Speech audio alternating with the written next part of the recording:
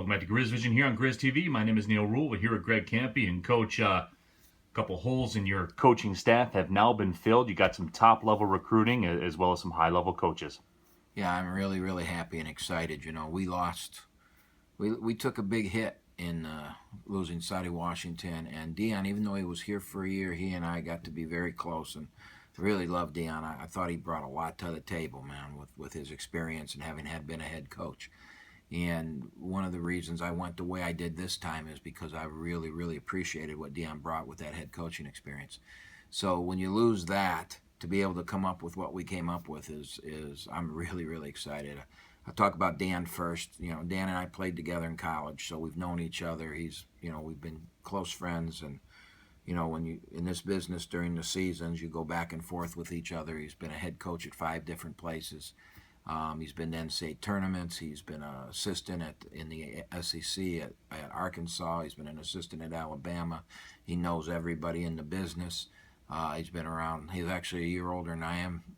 Been around one more year than I've been around. Everybody thinks I'm a dinosaur, but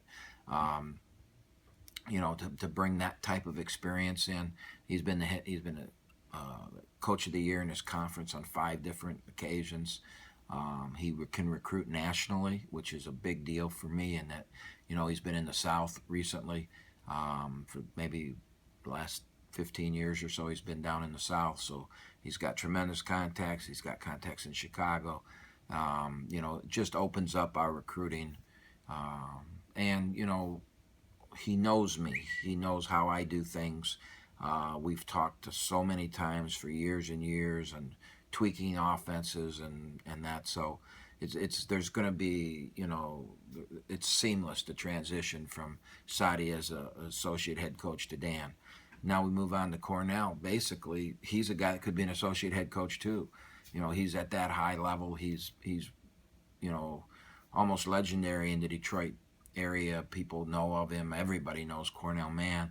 He's taken big-time recruits. He signed Percy Gibson to Dayton, which is an unbelievable signing. And then when he left Dayton, went to Iowa State, Percy followed him there, which at that time was just, for Dayton to sign a kid like that out of Detroit was just shows the impact that Cornell has.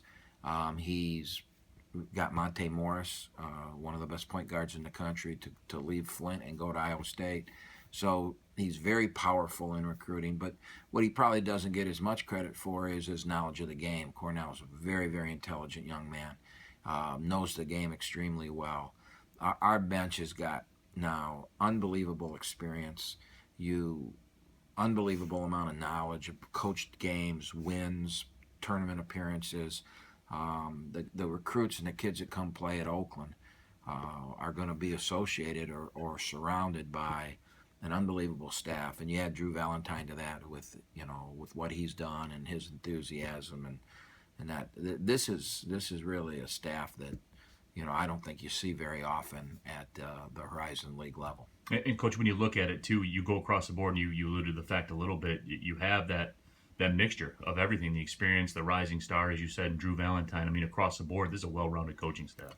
It sure is, and obviously when you get that type of experience, you have to pay, and I have to be very thankful to Oakland University to increase the assistant pool here at Oakland, and they went out of their way to make sure that I could have a staff like this, and so I'm very, very pleased and very thankful to Jeff Konya and to our president for allowing me to open up and bring this staff in, and it's a powerful staff. It's really, really, I can't wait to get going. It's exciting. Well, we're also thankful for the time here today, Coach. Appreciate it. You got it.